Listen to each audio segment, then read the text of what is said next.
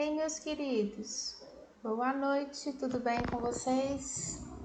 Saudade de vocês, espero que esteja tudo bem, tudo na paz de Deus com todos vocês. E a gente começa agora a disciplina de psicologia de forma remota, né? Todo mundo já conseguiu, acho que todos vocês, 90% de vocês já acessou o Moodle da disciplina, né? Eu tentei organizar da maneira que ficasse mais clara possível para vocês. Então, deixa eu compartilhar minha tela com vocês, só para correr rapidinho o Moodle aqui com vocês antes da gente começar o conteúdo. Vocês estão conseguindo ver minha tela, gente? Por favor, alguém me fale que eu não consigo acompanhar o chat agora quando eu compartilhar a tela. Sim. Tô achando que o Moodle não quer abrir para mim, porque ele já estava aberto. Hoje o Moodle tá muito ruim. Meu uma coça para jogar as coisas nele.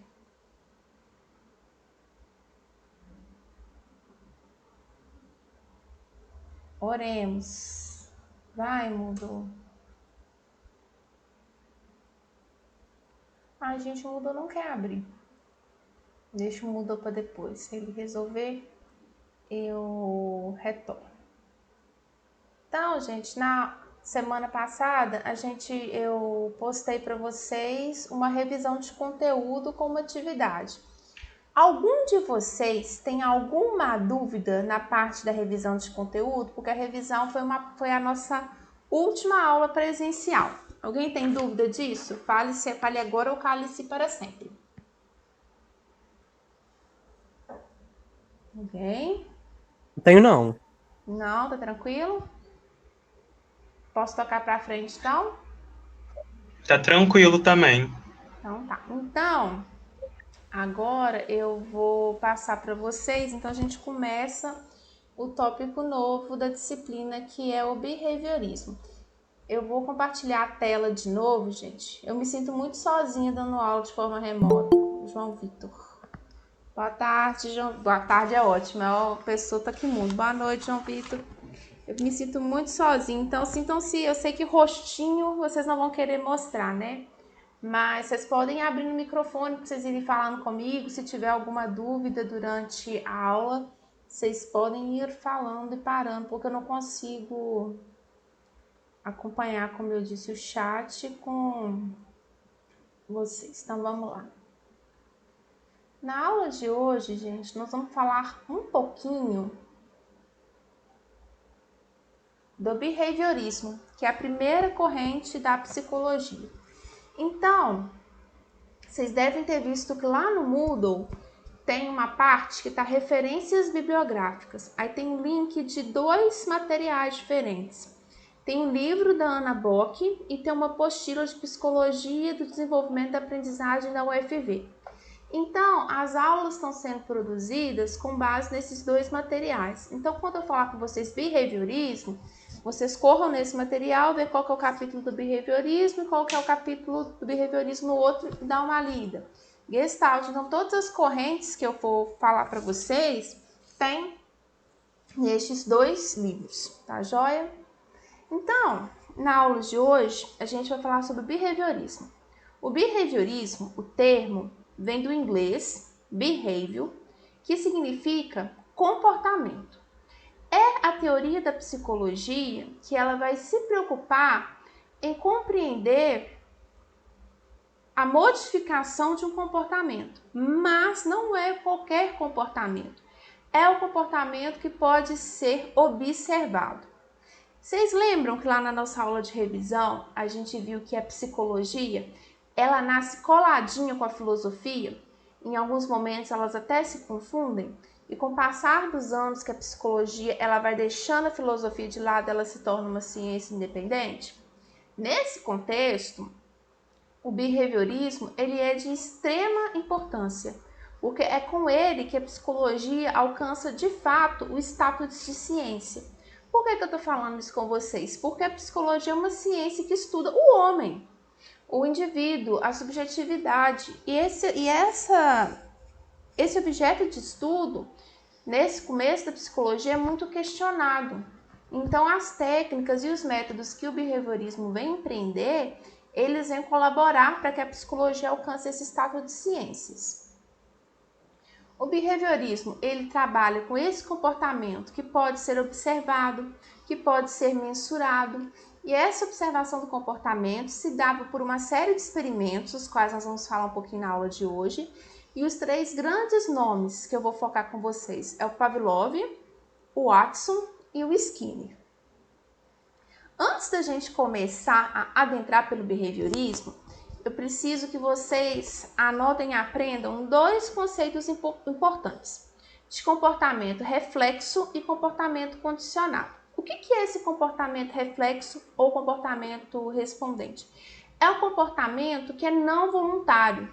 São as respostas que o nosso organismo dá, a gente não aprende. Por exemplo, se eu jogo uma fonte de luz muito forte sobre os meus olhos, a pupila ela contrai. Quando a gente vai ao médico, o médico bate um martelinho no joelho da gente, a gente dá um chutinho, não dá? A gente aprendeu a dar esse chutinho? Não, é algo que é involuntário, independe da nossa aprendizagem. Então, os reflexos que o nosso corpo tem e não dependem de ser aprendidos, é o que a gente chama de comportamento reflexo. Agora, comportamento condicionado, gente, toda vez que eu falar condicionado no behaviorismo, condicionado é igual a aprender. Um comportamento condicionado é um comportamento aprendido. Então, no princípio do behaviorismo, a gente vê isso muito atrelado ao pareamento. Por exemplo, eu estou em um determinado lugar e toda vez que a campainha toca, eu coloco a mão no balde de água fria. Eu faço isso centenas de vezes. De acordo com a teoria do behaviorismo, depois que eu fizer isso milhares de vezes, eu tenho a aprender esse comportamento. Então, quando a campainha tocar, eu tendo a sentir aquela sensação de que minha mão está congelando, sentindo aquele friozinho da água gelada. Tá certo? O primeiro estudioso do behaviorismo é o Pavlov. O Pavlov, ele é um fisiologista e um médico russo. Ele chegou a ganhar um prêmio Nobel sobre um estudo referente a fatores glandulares. E o Pavlov, ele é o pai da teoria dos reflexos condicionados, fazendo uma tradução, teoria dos reflexos que são aprendidos.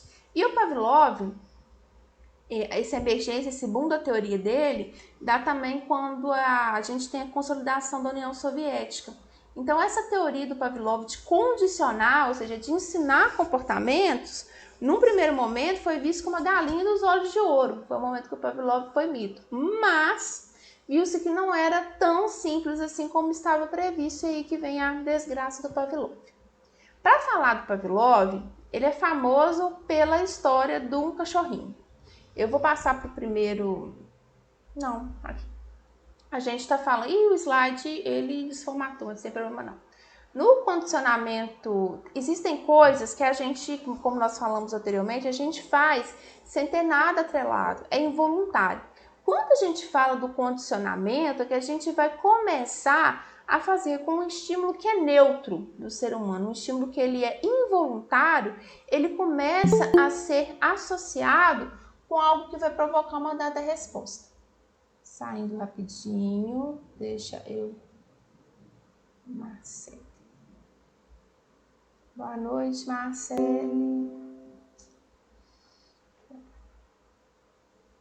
Então, o que é essa teoria do condicionamento clássico de Pavlov? O que ela propõe? Um estímulo que é neutro, ou seja, um estímulo que não tem significado nenhum, é algo involuntário, ele passa a ser condicionado, ou seja, eu vou associar com alguma coisa e essa associação faz com que eu aprenda a ter uma determinada resposta. Vamos aos casos que vão ficar melhor.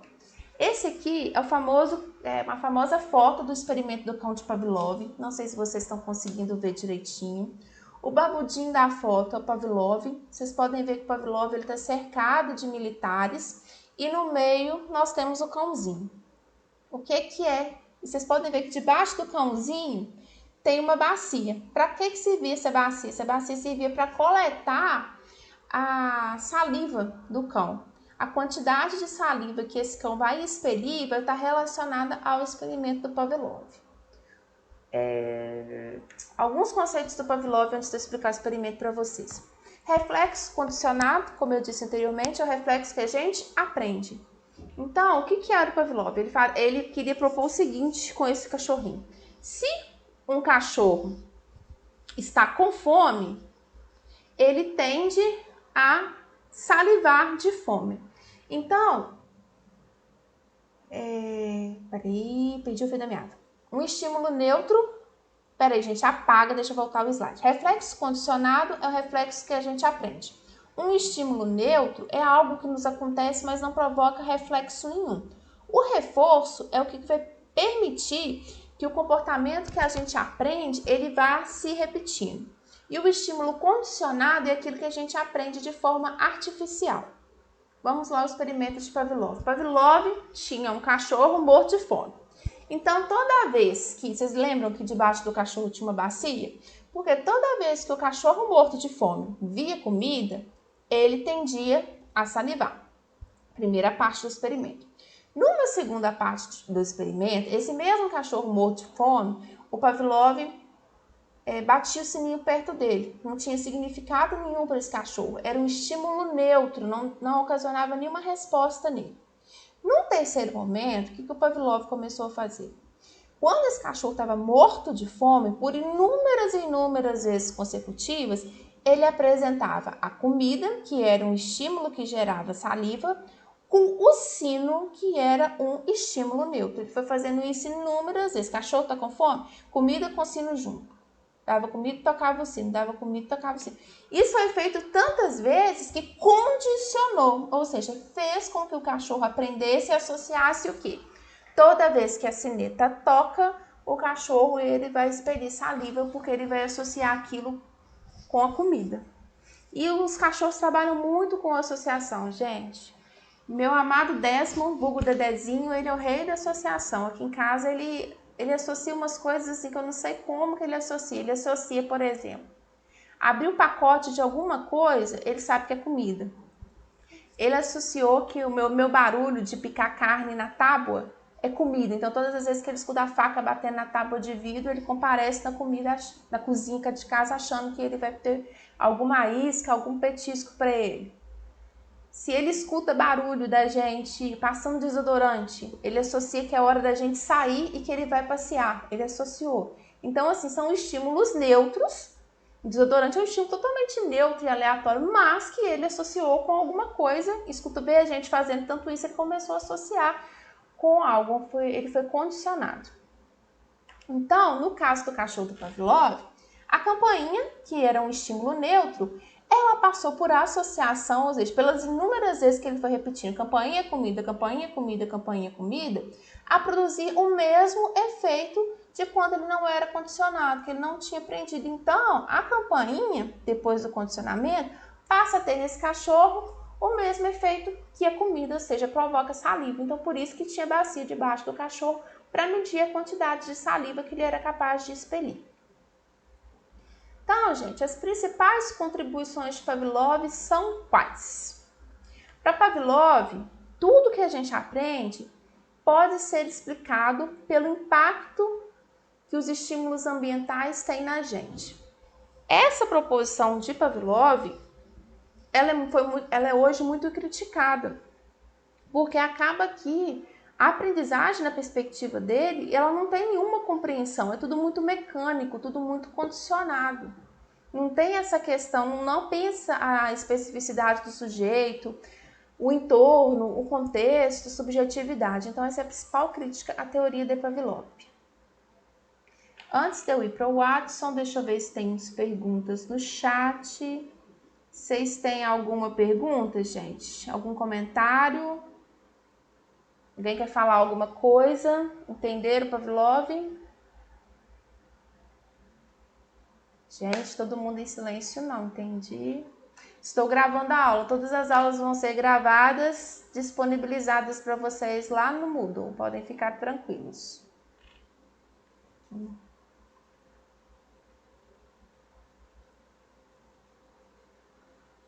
Posso continuar então? Então tá. Vamos lá então ao O Watson, gente, ele é uma figura muito interessante da psicologia. O Watson era um cara que chegou num determinado momento da vida dele, ele estava quebrado, sem dinheiro, então ele arrumou um emprego para ir tratando de ratos de laboratório numa universidade que eu não lembro o nome agora. A partir disso, o Watson viu que naquilo ali tinha algo a mais, ele desenvolveu estudos dele. Tanto que ele se doutorou em estudos sobre comportamento de ratos, ou seja, ele soube pegar uma oportunidade e desfrutar muito dela, né?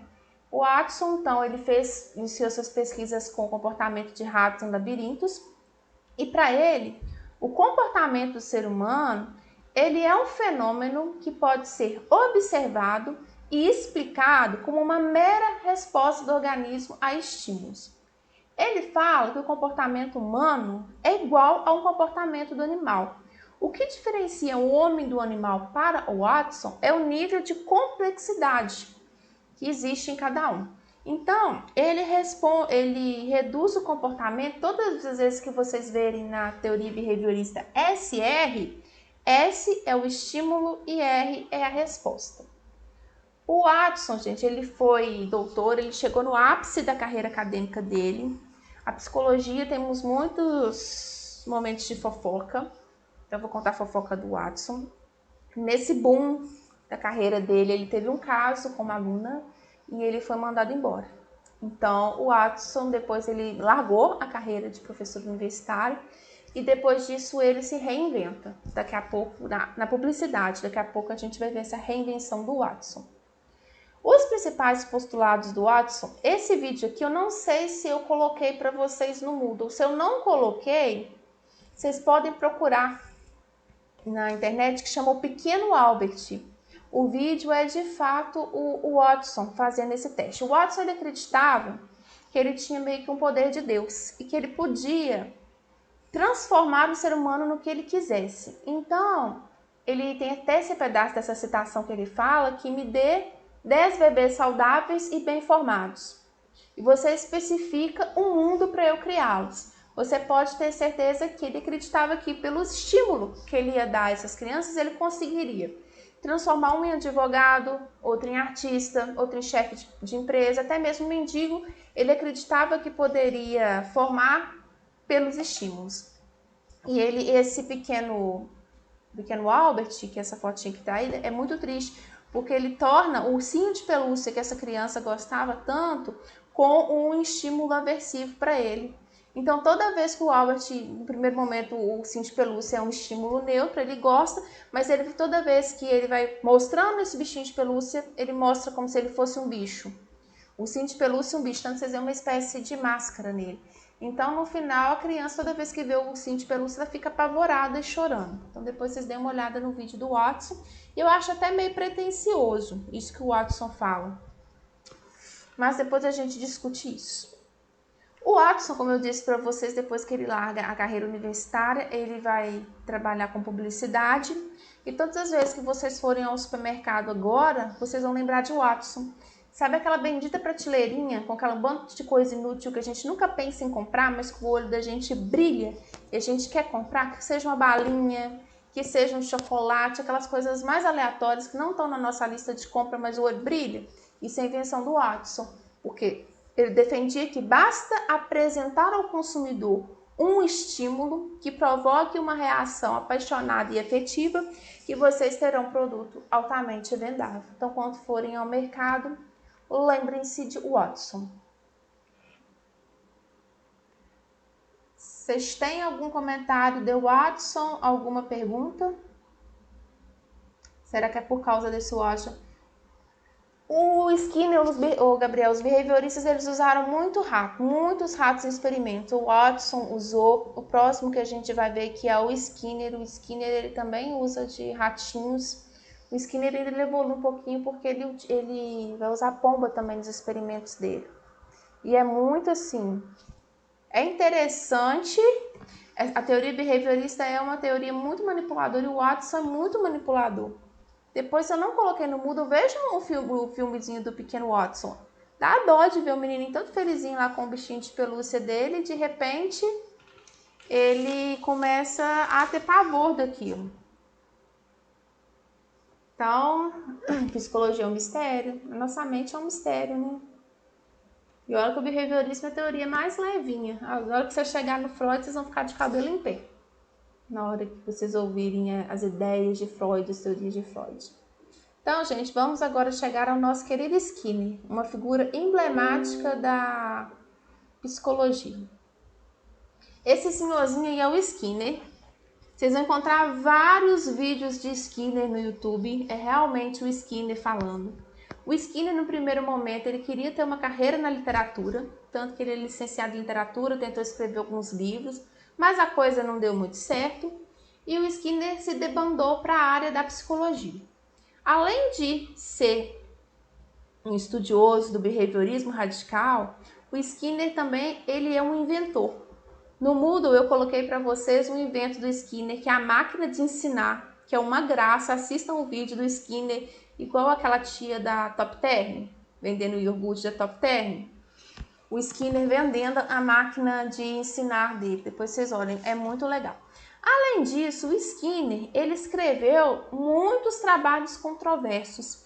Ele falava que com a teoria dele, poderia-se usar técnicas para modificar o comportamento das pessoas com o intuito de melhorar a sociedade. Existe um livro dele, aos interessados depois em ler o livro do Skinner, se chama Walden 2, que ele fala dessa questão da modificação da sociedade. E toda vez que eu vejo isso, eu lembro daquela série da Netflix, eu acho que é o Bom Lugar, se eu não estou enganada. Que eles chegam, que eles morrem, vão para o céu, acontecendo N fatos para tentar modificar o comportamento deles. É muito Skinner. O conceito do Skinner é o conceito de comportamento operante. Vocês estão vendo aqui a fotinho do Skinner trabalhando com ratinho. O Skinner também teve experimento com pombos. Ele queria treinar pombos para que esses pombos explodissem bombas durante a Guerra Fria, condicioná-los para a explosão de bombas. Vejam quem é Skinner. Então, o princípio básico do comportamento operante é o qual? Coisa básica que vocês vão tirar de letra. As pessoas, nós seres humanos, tendemos a repetir qualquer comportamento que nos traz satisfação, que a gente goste, e tendemos a evitar coisas que a gente não gosta. Ou seja, o indivíduo aprende com a consequência das suas ações. E como que essas ações, elas vão sendo... Ai, gente, tá faltando a palavra. Pera aí. Reforçadas. Através do reforço ou da punição que vai determinar as consequências de um comportamento. Daí, meus queridos, o Skinner, ele fala que o condicionamento, ou seja, a aprendizagem operante da teoria dele, é possibilitada por um reforço. E o reforço é qualquer estímulo que, quando eu aplico ou eu retiro, aumenta a probabilidade de uma resposta ocorrer. Então, eu acho que eu não coloquei aqui o Skinner, o experimento dele com os ratinhos, se chama a caixa de Skinner. O que era? Ele tinha um ratinho, uma barra. Na primeira parte do experimento, o Skinner queria que esse ratinho aprendesse a tocar na barra. Então, toda vez que ele encostava na barra, saía uma bolinha de ração. Então, primeira vez o ratinho fez isso aleatório, aí foi fazendo isso inúmeras vezes até ele começar a associar que ele toca na barra, ele ganha uma bolinha de ração. Ou seja, isso é um reforço positivo. Depois que ele treinou o rato para isso, ele fez a segunda parte do experimento. Toda vez que o rato encostava na barra, o rato tomava um choque. Toda vez que o rato encostava, tomava um choque. Então, esse reforço que o Skinner aplicou, ou seja, o choque, aumentava a probabilidade do rato de não encostar na barra. Esse é o famoso experimento do Skinner. O Skinner, ele fala de dois tipos de reforço. Reforço positivo e reforço negativo. O que é reforço positivo? É qualquer estímulo que aumenta a frequência de uma resposta, que gera condições benéficas. Exemplo, nem todo mundo gosta do trabalho que tem, todos nós adoraríamos ficar de férias eterna, no entanto, a gente trabalha. A gente trabalha por quê? Porque no final do mês tem o salário. E o salário, ele é um reforço positivo. Por quê? Porque a partir do salário eu posso comprar coisas que eu gosto, eu posso pagar minhas contas, eu posso manter meu padrão de vida. Um exemplo, número 2.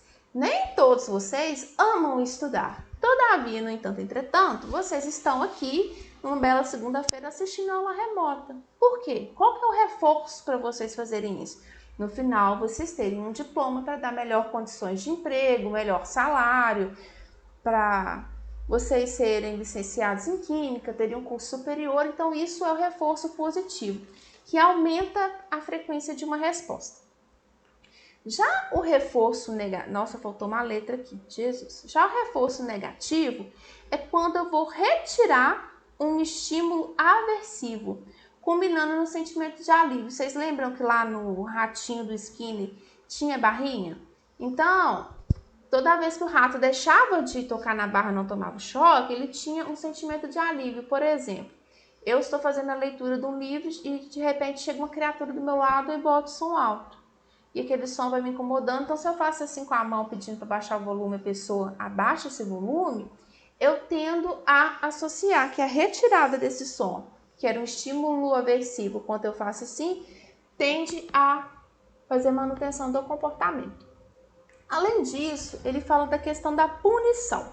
Punição, gente, tentem associar com chinelada, com palmada, com esses castigos corporais que muitos de nós sofreu quando era criança. A punição, ela tende a diminuir a frequência de um comportamento. Ela é aplicada para tentar enfraquecer e ela suprime de forma o comportamento inadequado automaticamente. Mas ela não modifica necessariamente o comportamento. Quando a gente era criança, a gente fazia uma arte, a mãe vinha, pegava o chinelo, dava uma chinelada na gente. A gente emendava?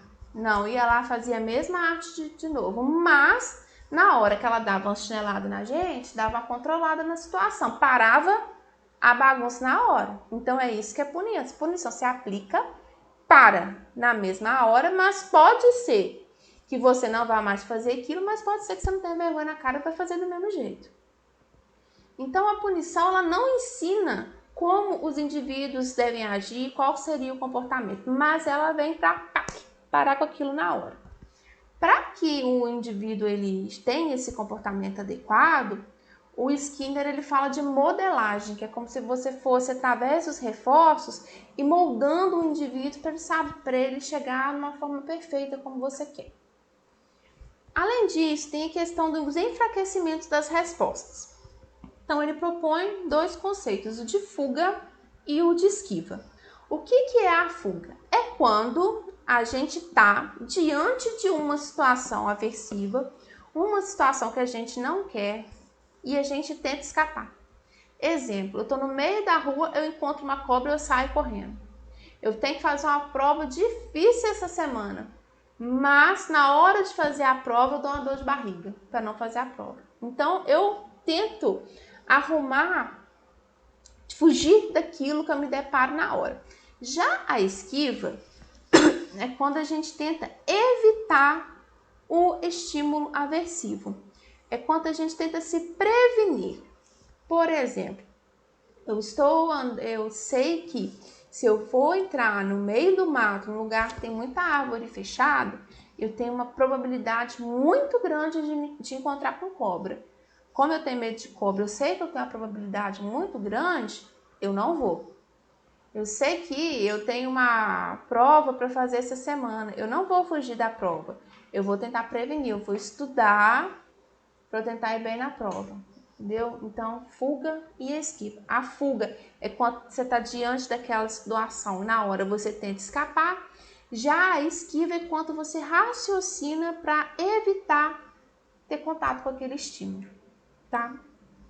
Apesar de todas as críticas que a gente tece no behaviorismo, o behaviorismo ele está muito enraizado nas escolas, muito enraizado. As nossas escolas elas são behavioristas. Por exemplo, você tem uma prova, você vai corrigir. Se você tira uma nota boa, é um reforço positivo. A escola é behaviorista. A progressão de séries, o aluno que passa de ano, ele tem um reforço positivo, ele vai progredir. Então, são algumas aplicações do behaviorismo na escola. Para o behaviorismo, o ambiente ele é fundamental na aprendizagem e no desenvolvimento do ser humano.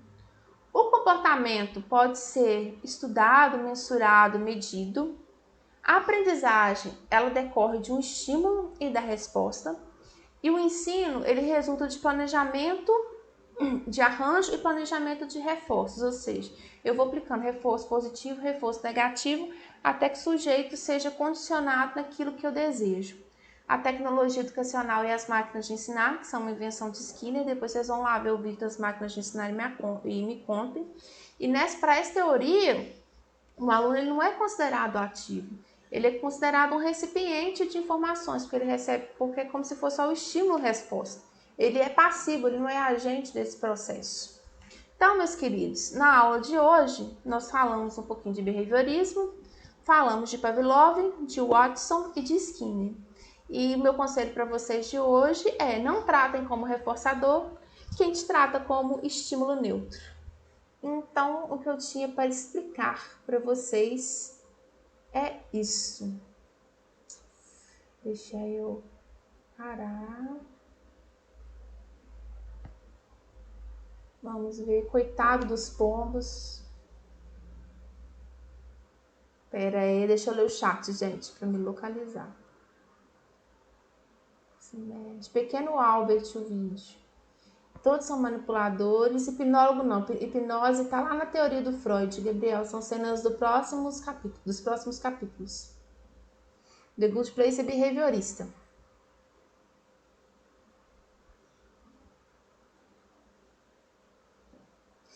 Esses homens, gente, vocês podem achar eles não muito gente boa, mas a gente vive numa sociedade que a gente é condicionado a todo momento.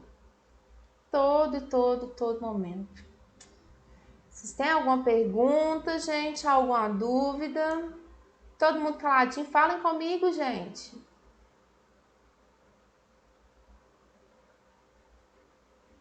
Gente, alguém quer falar alguma coisa?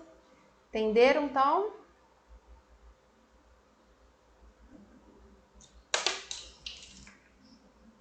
Lá no Moodle, eu deixei para vocês verem um pedaço do The Big Bang Theory, que tem o Sheldon aplicando a teoria behaviorista na Penny. Depois, quem gosta do Big Bang, assista para dar umas risadas e ver o behaviorismo sendo aplicado. Balinha, gente, para criança. Ah, você comportou, vou te dar uma balinha. Como se fosse uma recompensa. Isso é recompensa, é reforço. Querendo ou não, tá? Faço isso com a minha cachorra. Cachorro é muito condicionado. Então, gente, se ninguém tem nenhuma pergunta,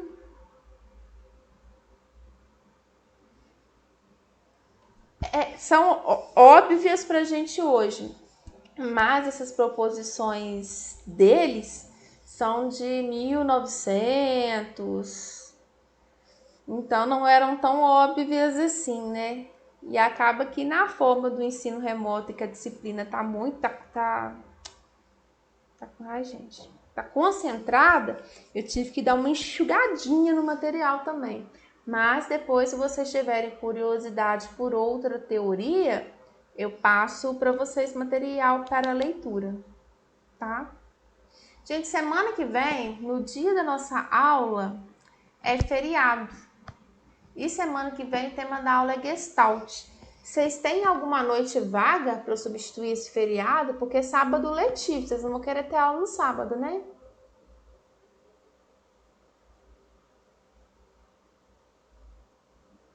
A quarta é vaga?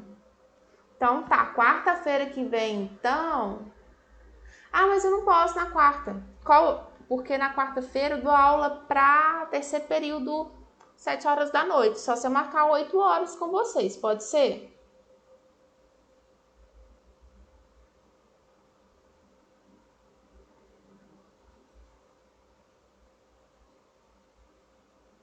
Então a gente marca quarta-feira que vem, 8 horas da noite, para eu fazer a aula da Gestalt com vocês.